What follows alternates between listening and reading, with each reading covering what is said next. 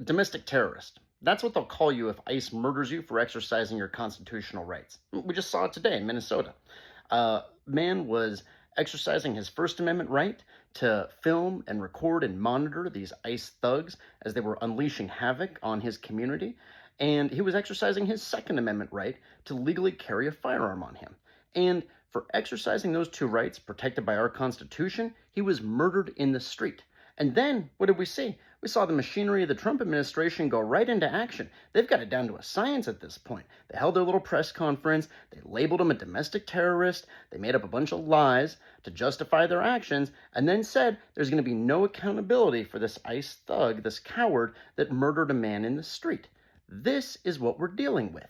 And can I just say, the only domestic terrorists that we're dealing with in this regard, they occupy the White House. And all you have to do is look at they pardoned the January 6th insurrectionists, actual domestic terrorists. So the hypocrisy, that's something also to consider.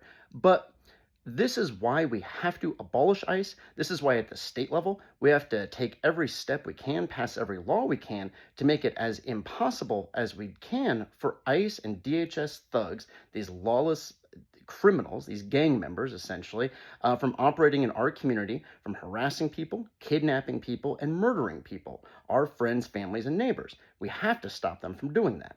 And we see a little bit of what we can do on that front also from Minnesota. Just this last week, you had tens of thousands of people braving sub-zero temperatures, closing businesses, not showing up for work, not showing up for school, shutting everything down to force ICE out of their communities. And we need to be prepared to do that exact same thing here in Nevada, because these attacks on our rights, it's not going to stop in Minnesota. They're going to bring this to every single state in the union. And we need to be prepared to act and prepared to stop them and prepared to protect our communities.